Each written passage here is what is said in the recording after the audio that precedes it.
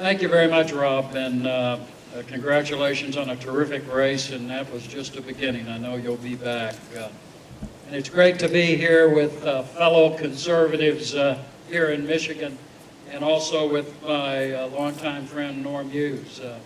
You know, I was kidding him a little earlier. Just about everybody claims to be a Reaganite these days, but Norm was a Reaganite when it wasn't cool or in fashion to be one. He was part of the Reagan Revolution in '76, and we finished the job in terms of electing him in 1980. The book I've written is called Bringing America Home, How America Lost Its Way and How We Can Find Our Way Back. And I talk in there about how we squandered the political capital the Goldwater-Reagan conservatives took more than 3 decades to build up. And really what happened in the post-Reagan period of American politics and how we lost our way and how we can find our way back. Because I think one of the strengths of Ronald Reagan, not only was he a man of principle, not only did he bring a terrific group of experienced conservative outsiders with him to Washington, D.C. Terry Davis is here, Norm, myself, many others. But also what we did was really lay out a strategy to really bring America back. And I want to talk about that in a moment and then lay out, if you will, a new strategy, a new conservative agenda for the future. But you know, it's interesting being in Michigan, there are 2 things that immediately come to mind. I date myself from starting in the Goldwater movement and really working as National College Chairman against a new force that emerged in the mid-'60s. It was called the New Left. And it was led by a guy who went to the University of Michigan, not one of Michigan's proudest moments, and that was Tom Hayden of the SDS. And unfortunately, that movement not only changed our culture, but also influenced liberal administrations, including the current administration, down to the present. But let me mention a good side of Michigan, and that was the Reagan Democrats. And I think that term, as I'm told, was coined because so many people came behind Ronald Reagan here in Michigan who historically have been Democrats. And you begin to bring those Reagan Democrats home last year. And let's complete the job and get them back as part of a new conservative majority in America next year. You know, as I said, I date myself. I was a young Texan in Washington, D.C., who had read a book called The Conscience of a Conservative by Barry Goldwater and The Road to Serfdom by F.A. Hayek and Up from Liberalism by Bill Buckley. And I decided at a young age that I was a conservative. And that was at a time when the Republican Party was dominated by the Rockefeller Republicans, and nationally, the Democrats and liberalism were the dominant force in American culture and in American politics, as well as in terms of our overall view of economic policy. So I'll be blunt. I thought I was joining the losing side when I signed on to the Goldwater campaign. And in fact, I worked in the Goldwater for President campaign in 1964. But I thought it was the right thing to do. And you know, it was a pretty frustrating campaign running against LBJ after the assassination of John F. Kennedy, and we were doing very badly. But there was a 30-minute address by a man named Ronald Reagan. And there was a man who laid out, if you will, a vision for conservatism and a vision for what ultimately became the Reagan majority. So out of that defeat in 1964, and because a tremendous number of people were willing to stand up for principle, we were able to see 16 years later Ronald Reagan come to power and really change the world. And interestingly enough, and unfortunately, we don't have 16 years to wait anymore in light of what's happening today. So we better get it right next year. I think back to Barry Goldwater, and I remember him saying that I want to represent and speak on behalf of the forgotten Americans, the middle-class taxpayers and families who don't have lobbyists in Washington and aren't looking for loopholes in the law. He said big government, big labor, and big business, they got plenty of folks looking out for their interests. But we've got to worry about the forgotten Americans, the majority of Americans who just are trying to raise their families and really go back to our core principles. And in a way, that's what happened last year. That movement came back, just like it did when Ronald Reagan was elected. And I think as part of the Reagan transition team, I remember being in Washington as power was transferred from Jimmy Carter to Ronald Reagan. Sometimes we tend to forget how serious the problems were back then. We had double-digit inflation. We had high unemployment comparable to what we have today. We had stagflation, if you will, the combination, if you will, of high unemployment plus incredible double-digit inflation. At the same time, on the international front, we were seemingly on the losing side of the Cold War.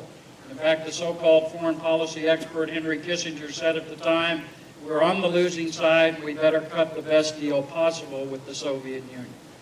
So when Ronald Reagan came into office, not only were we facing enormous difficulties on the economic front, but at the same time, we were facing a situation internationally which our hostages had been seized in Iran. The Soviets were kicking us around the globe with themselves and their surrogates, and it looked like America's best days were behind it. And as I think back now to see the enormity of the problem, and to see a man with the vision, with the leadership, standing up for principles, willing to make the hard call, and also a man who brought with him a group of experienced conservative outsiders who were willing to challenge the Washington culture and the political elites. That is what we need so badly today. And I think as I was still on the White House staff, I was on the White House lawn when the president welcomed the hostages back from Iran. And having served in Vietnam, I had really gotten disgusted with Jimmy Carter talking about what he called the post-Vietnam malaise. And Ronald Reagan didn't speak all that long that day. But it was like a cloud had been lifted. It was like America was back. And that was the beginning of what was a remarkable 8 years in office, particularly the first term. Let me talk a little bit about those issues, because in a way, his understanding, our understanding at the time, is so applicable to today's situation, to applying conservative principles to the problems he faced, and applying conservative principles again today to the problems we face today. And there are different sets of problems, but the point is that by standing for conservative principles and applying them to the problems facing America in 1981, within 4 years, America was back, and it seemed like all was right with this country, and all was right on the international scene as well. But beginning with the issue of unemployment. From day one, Ronald Reagan understood that not only did we need to address the spending side and a government that had grown out of control, too big, too centralized in Washington, D.C., but we also had to grow the private sector again. Government doesn't create jobs, only the private sector does. He understood that, and we passed in 1981 the Kemp-Roth Job Creation Act to get Americans back to work and to start growing the private sector again. And guess what? It worked. America was back by 1983. People were back to work. Unemployment was down, and we had an economic boom well into the 1990s as a result of what was done at that time in 1981 with a bipartisan approach that was successful in getting Americans back to work and getting the private sector moving again.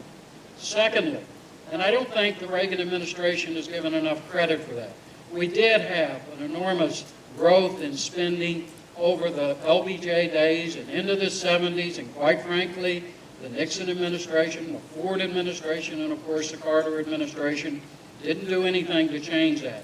But people don't realize that we literally cut domestic discretionary spending by nearly 10% in the first Reagan term. Norm was over at the Department of Energy doing his work.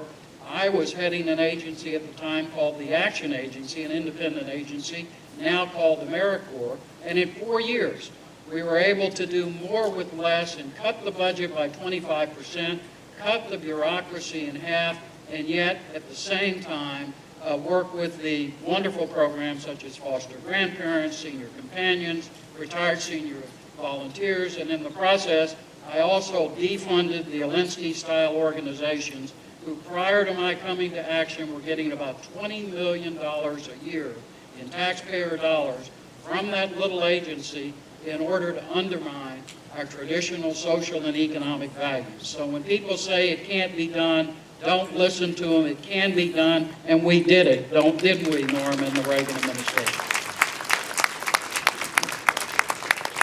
Well, let me tell you what's happened. I left in 1985, and that agency, as I said, now called AmeriCorps, from 1985 through the George W. Bush administration, the budget increased 8 times. 8 times higher than it was back in 1985. With the Obama folks in power, now it's 10 times higher than what it was back then. So we have got to have an overall policy that returns power and money to the states, gives power back to the people, and undoes this enormous move towards the nationalization and centralization of power and big government and a few big special interests dominating the American economy. It won't work, it isn't work, and it's got to be reversed, and we can do it if we have the civic courage, the political will, and the right group of leaders willing to make the hard calls. Rhetoric is cheap. It's hard to put it into action. We've got to take the action to get our country back and to get this economy moving again.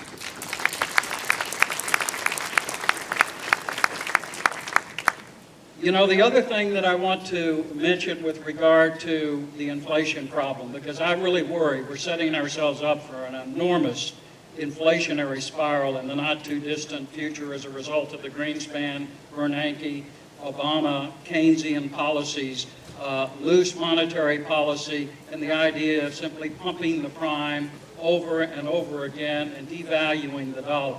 You know, Ronald Reagan faced some tough choices. He inherited double-digit inflation, but he stuck with Paul Volcker as he tried to bring inflation down, who was at the Fed, over the Fed at that time. And you know, we paid a price in 1982.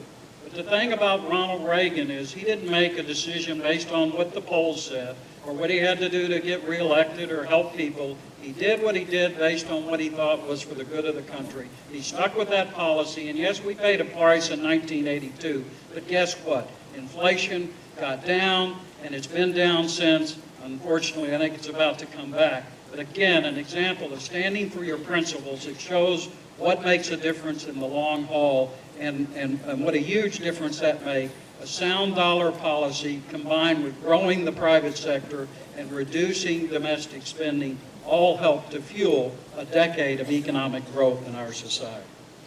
But I want to say one thing that's sort of and there are a lot of personal stories that Norm and I and Terry and others who knew Ronald Reagan had. And this is a story, quite frankly, I wasn't aware about until later.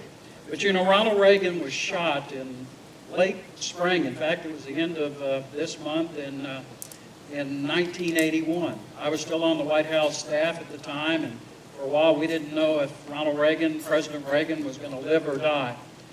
But later I heard what he had said later, and I'll see if I have the quote because I want to get it. I want to get it right because it to me is such a reflection of the man I knew. These were the words of Ronald Reagan shortly after the shooting. Quote, "I've decided that whatever time I have left is for him. Whatever happens now, I owe my life to God and will try to serve him every way I can," unquote. That was a man who understood that this is a nation whose principles come from our Almighty Creator, and who truly was a man. He didn't wear his religion on his sleeve, but he was a man who had a deep faith in God and understood what was at stake if we're going to return America to the good society that historically it has been. And so what do we do now? Let me raise some of the issues that are out there. How did we go in the post-Reagan period of American politics from having the strongest economy in the world to facing our most serious recession since the time of the Great Depression? I don't know if you're aware of it. I think many of you in this room are, but the average American isn't aware that over the last decade, even before this Great Recession began, there's been zero growth in the private sector in this country. In fact, from 1999 through 2009, we lost 1.4 million private sector jobs.